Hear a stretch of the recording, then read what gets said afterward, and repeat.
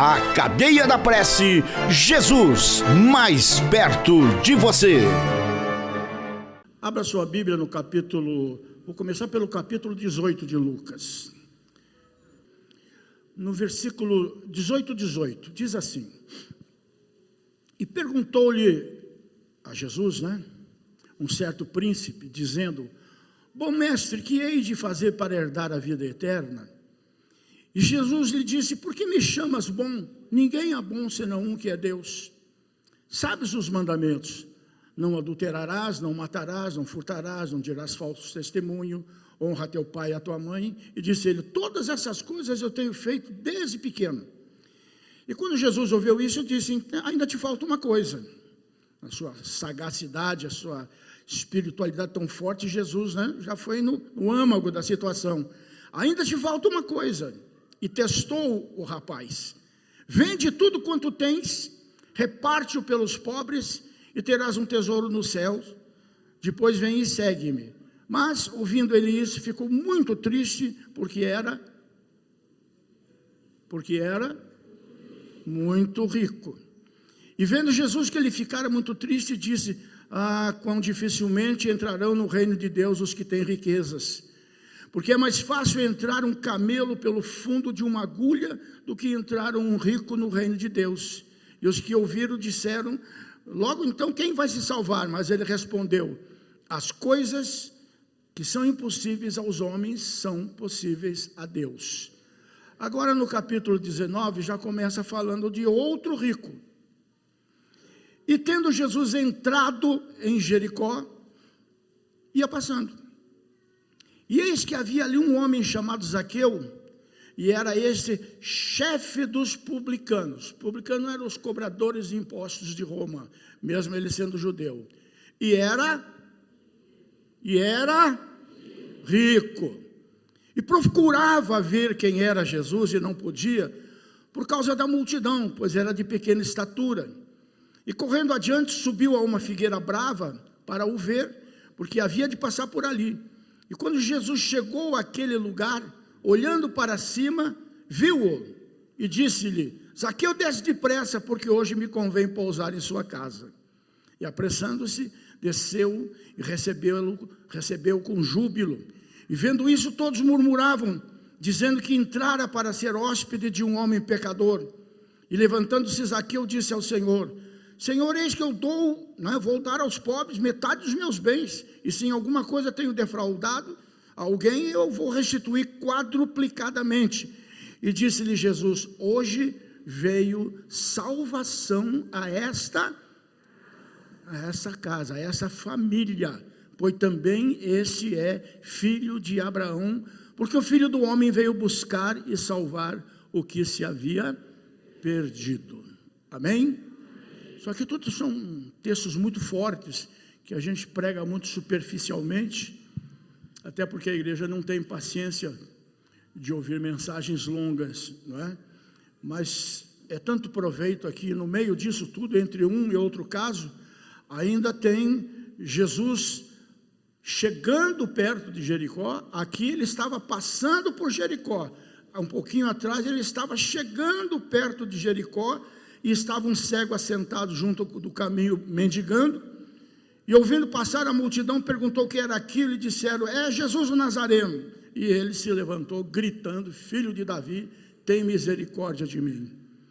E então Jesus o chamou e perguntou: o que queres que eu te faça?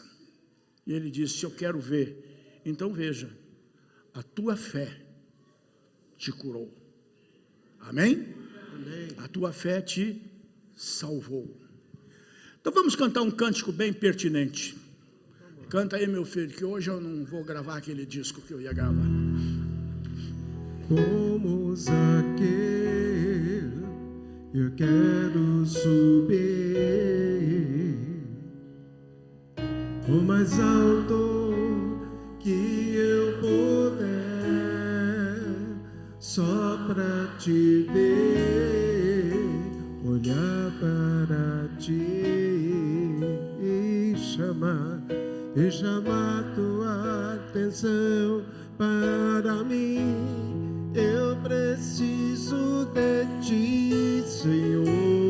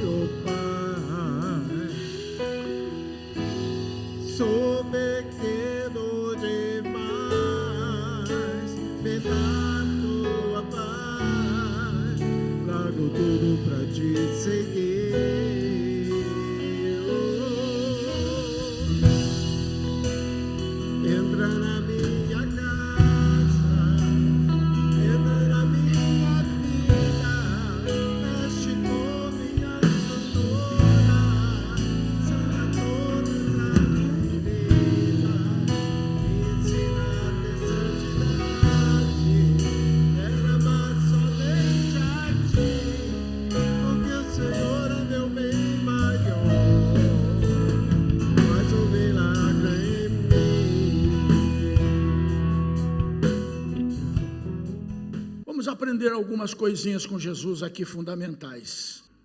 Essa expressão, passar o camelo pelo fundo da agulha, ela é absurda, não é? Ela é hiperdimensionada. Isso chama-se uma hipérbole, que é, o peixe era um lambari, mas a gente já conta que era um tubarão, né? Ô racinha de mentiroso essa de pescador, né, seu Luiz? E sempre o que escapa era o maior de todos, né? Mas a verdade é que Jesus usava as hipérboles, assim, com uma expressão de exagero deliberado mesmo, com o propósito de causar. No caso aqui, causar um efeito retórico, né, nos seus ouvintes, impactando. Ou seja, nessa expressão de Jesus, ele não diz que seria impossível, ele diz que é muito difícil. E a verdade é que tal pessoa raramente percebe as suas necessidades pessoais e a sua salvação se torna difícil, porque ele tem um foco maior na sua vida. No caso do jovem, era o dinheiro. Entretanto, na contramão disso, por isso eu li o texto do Zaqueu aqui para nós, não é? Jesus prova claramente que não tem nada contra ricos ou pobres. Não é pecado ser rico. E ele prova que não tem nada contra ricos ou pobres, porque ao chegar na casa de Zaqueu, Zaqueu era um homem, me veio à mente aqui, que parece que Jericó tinha duas pessoas notáveis lá, cada uma do seu jeito. Uma era o cego na entrada da cidade. Todo mundo sabia que quando fosse chegando próximo da entrada de Jericó, tinha alguém lá, desde pequenininho, cego, com alguma coisinha na mão, balançando, pedindo um dinheirinho.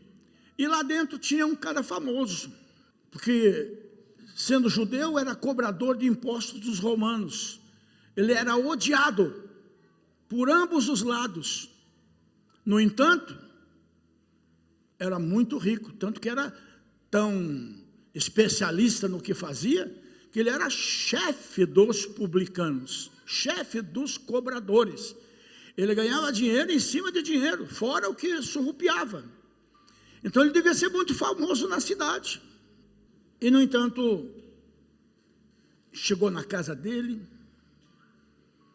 O que me encanta é que Jesus sabe quando um coração realmente se volta para ele. Quando ele vai entrando na cidade, você já viu uma figueira de Israel? Não é essas figueirinhas nossas aí, michuruquinha aí não. Muitas delas até rasteira, quando dá muito, encosta até no chão. Não, são altas. São altas. São troncos imensos.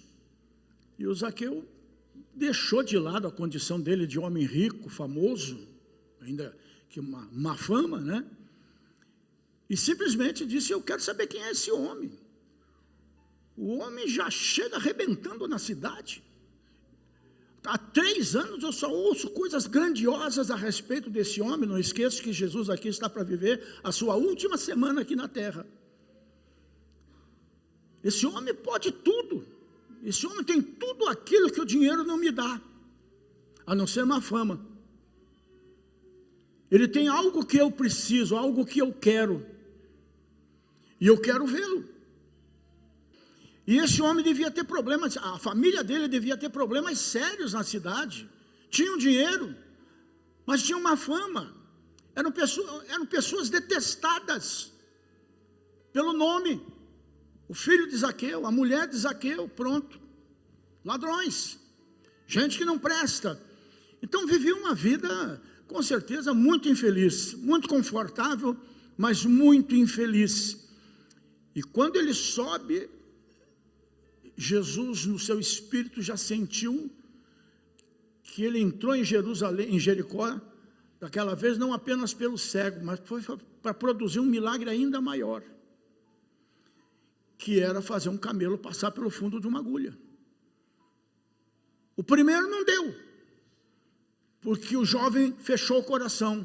O segundo se tornou fácil ver o camelão inteiro passar pelo fundo da agulha, porque esse homem estava quebrantado de espírito. E um coração quebrantado, Deus não despreza. Ele ouve mais o coração do que as palavras. E quando Jesus passa por baixo, quase derruba o baixinho lá de cima da árvore, porque chama ele pelo nome. Zaqueu, hoje eu vou dormir na tua casa, vou comer com vocês lá, com a sua família. O coração daquele homem parou de bater e começou a capotar. Com certeza, emocionado, desceu rápido para receber Jesus na sua casa. E então ele espontaneamente diz: estou arrependido da vida que estou levando. Tudo que roubei vou devolver quadruplicadamente. Não vou mais fazer isso, vou mudar de vida. E então Jesus enche a boca e o coração para dizer: então hoje veio salvação a esta família. Chegou a salvação para esta casa. Um rico foi salvo, gente. Um rico foi salvo pelo poder do Evangelho de Cristo, gente. E a gente vê que Jesus entrava na casa de pobres, de ricos. Ele tanto se hospedou na casa do rico Zaqueu, como na casa simples de Marta, de Maria, de Lázaro, onde não uma nem duas vezes ele parou para tomar um café, tomar um chimarrão, tomar uma sopinha que a dona Mariusa faz, assim e tal, somente no inverno, né? Ele tinha prazer em estar ali com pessoas simples. Jesus atendia às necessidades de ricos e de pobres também, de autoridades religiosas e até de autoridades militares, como foi o caso de Jairo, que ele entrou na casa do Jairo para ressuscitar sua menina de 12 anos, recém-falecida, como socorreu o centurião romano, com toda a autoridade que ele tinha, para salvar um servo dele, um empregado dele, que ele prezava muito. Jesus parava para atender sábios, gente inteligente, e gente ignorante também, que não entendia a patavina, mas ele tinha tempo sempre para conversar com essas pessoas, até porque ele não precisava falar muito. A palavra de Deus não precisa falar muito, ela só precisa ter ouvidos que a ouçam. Porque um versículo, uma palavra, pode mudar a estrutura de uma família, de uma pessoa e até de um país inteiro, se for o caso. Desde que ouvida, não com ouvidos de mercadores, não ouvidas com ouvidos interesseiros simplesmente, ou críticos, mas ouvidas com ouvidos de criança. Jesus dava atenção às mulheres, mulheres humildes, prostitutas, adúlteras e também mulheres da alta sociedade. Ele atendeu a Joana, mulher de Cusa, procurador de Herodes, que o ajudava com dinheiro, inclusive nas suas andanças, não apenas ela, como outras mulheres ricas que financiavam as cruzadas, vamos assim dizer, de Jesus, as suas viagens, não é? Como da mesma forma dava atenção a uma mulher inimiga dos judeus, uma samaritana. Na antiga aliança, gente, os cristãos que figuram na galeria dos heróis da fé, os crentes, vamos assim dizer, não podemos chamá-los de cristãos lá no passado, porque não eram. Esses que principalmente figuram na galeria dos heróis da fé do capítulo 11 de Hebreus, que eu sempre oriento vocês a lerem com calma, para se animarem, para terem na figura deles motivação para as suas vidas hoje em dia, né? A maioria que foram salvos eram ricos, por incrível que pareça, eram homens e mulheres bem-sucedidos. Portanto, Jesus não é defensor nem da teologia da prosperidade, nem muito menos da teologia da pobreza, o voto de pobreza. Ele é defensor da vida equilibrada. Por isso ele se apresenta como Jeová Raá. O Senhor é o meu pastor, não me faltará. Abraão foi salvo, era muito rico. Isaac foi salvo, era muito rico. Jacó foi salvo, era muito rico. Ezequias foi salvo, era rei, rico, poderoso. Jó foi salvo e era riquíssimo, ainda que passou por uma prova terrível. Mas a marca distintiva dessas pessoas que eu estou falando é que eles tinham muito dinheiro, mas eles tinham muito mais a Deus nas suas vidas. O dinheiro era segundo plano ou terceiro plano. Para eles, primeiro era Deus, segundo era a família. Depois entrava o dinheiro na questão. Por várias vezes, Jesus fez o camelo passar o fundo de uma agulha. Zaqueu foi salvo, Nicodemos foi salvo, José de Arimateia foi salvo. Por muitas outras vezes, vimos pessoas do mais baixo índice social, leprosos, cegos com mantos sujos de poeira e de suor, prostitutas, a adúltera, e assim por diante. O ladrão na cruz. Nós vimos ele entrando nessas vidas. Ah, meu Deus, quando Jesus entrou nas nossas casas, que absurdo de diferença de vida para melhor. Quando Jesus entrou em Jericó, foi um arraso, um cego na entrada e um sujeito que não tinha como fazer o camelo entrar pelo buraco da agulha, mas passou liso, sabe aquela irmã? Foi bem assim, de primeira, né? Isso acontece quando pessoas entram na nossa vida, por exemplo. Quando pessoas entram na nossa vida, gente, é bom você fazer esse balizamento, porque ela vai mudar alguma coisa na sua vida, para melhor ou para pior. Viu, moças? Não é para o cara é bonitinho, que nem o pastor Rogério assim, que é o cara. Não é bem por aí o caminho. Eu vejo todo dia esse negócio, meninas mortas, enterradas, porque se meteram com o cara errado. Vai com calma, minha filha.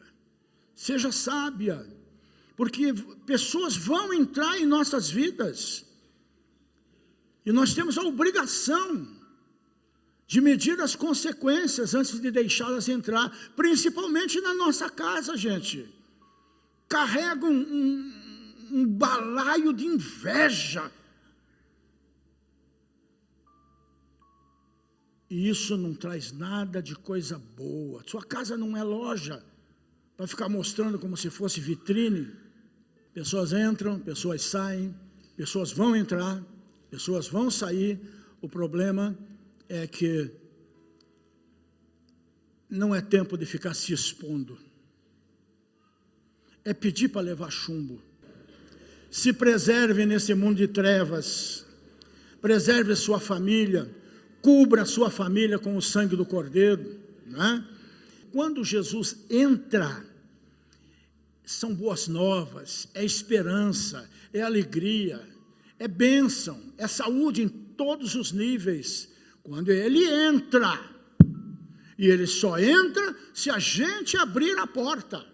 Não fique esperando, porque ele é Deus, ele sabe o que eu preciso. Jesus chega para o cego e diz: o que queres que eu te faça? É assim que funciona. Você tem que saber qual é o teu lugar e saber qual é o lugar dele. Quando isso estiver de acordo, você consegue tudo.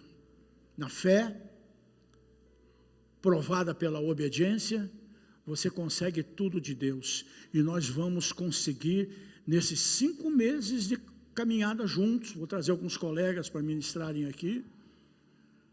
Nesses 5 meses nós vamos ter testemunhos de balaio para contar, de pessoas salvas, curadas, transformadas, libertadas, arrancadas das drogas, da prostituição, da cadeia,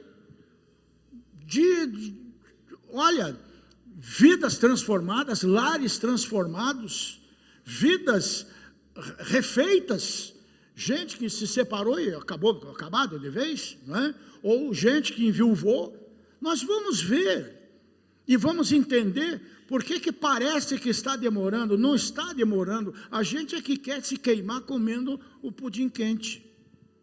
Espera, não está na Bíblia, mas é verdade, o apressado come cru, não é? Então, quando Jesus entra, a vida passa a ter sentido, a vida passa a ter alegria, a vida passa a ter descanso, prosperidade, ou seja, suficiência na nossa vida, não é? Você veja que ele entrou na história do mundo, até o calendário mudou, os tempos mudaram, antes e depois de Cristo mudou o calendário. O poder dele é tremendo, a entrada dele é tremenda. Quando ele entrou na sinagoga em Nazaré, meu Deus, começou ali uma sucessão de milagres.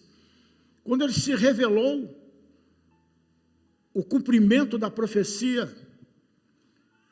de Isaías, que ele havia de vir ao mundo para fazer tudo o que ele já estava fazendo, dando vista aos cegos, libertando os oprimidos, ressuscitando mortos, trazendo salvação, luz ao perdido, aquele que estava nas trevas.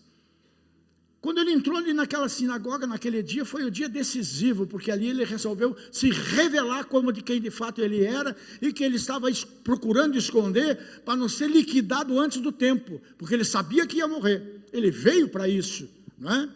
Quando ele entrou no templo, ele botou ordem naquele negócio, porque as ofertas de então não são como as de hoje a gente resolve mais fácil com dinheiro. Naquele tempo eram feitos sacrifícios, e aqueles vendedores, que a Bíblia chama de vendilhões, vendiam animais doentes, enganando o povo para oferecerem coisa ruim para o seu Deus no templo. Jesus viu aquilo, foi tomado de fúria e saiu com um chicote na mão, derrubando as bancas e tudo mais. Acabou com a 25 de março lá, né? Quando ele entrou na cidade, várias cidades, como essa, por exemplo, de Jericó, aconteceram milagres maravilhosos.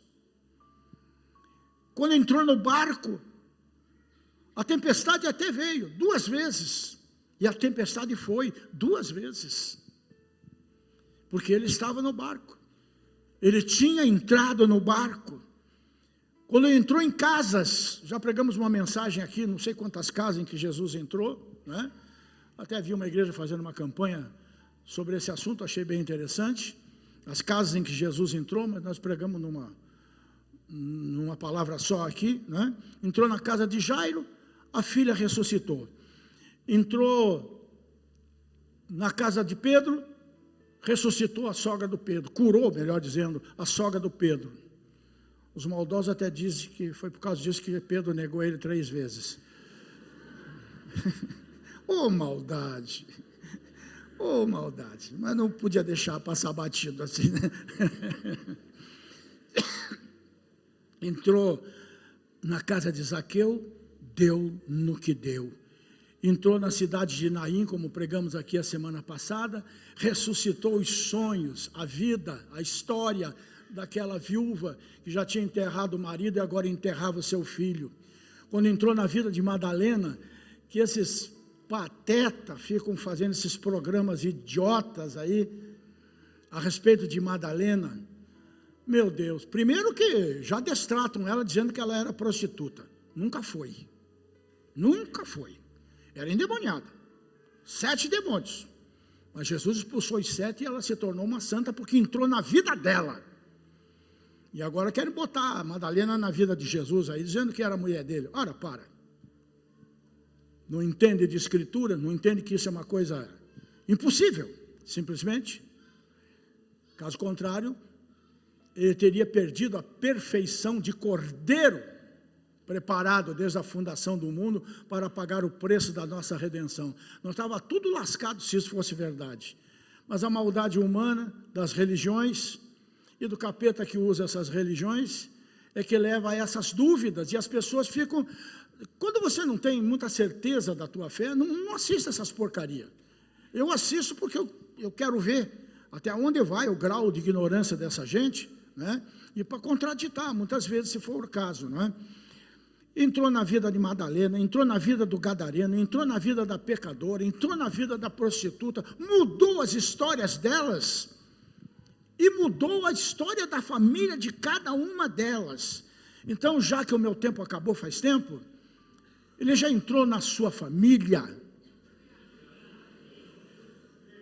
porque já não depende de nós, depende, tipo, eu, minha mulher e meus filhos. Mas depois eles criam asas e voam. Aí eles vão ter as famílias deles. Que se por um lado o cordão umbilical quebrou-se, e tem que quebrar, né? Sem essa de correr para a casa da mamãe, tanto ele quanto ela, tem que aguentar no osso do peito que escolheu. Assumir sua responsabilidade, largar a mão de ser covarde, chegar de mimimi. Né? A vida não é feita para medroso. Mas, por outro lado, o cordão umbilical espiritual jamais é quebrado. A responsabilidade que você trouxe para a sua vida quando você aceitou Jesus é aquela lá. Crê no Senhor Jesus Cristo e serás salvo. Tu e a tua família. Tu e a tua casa.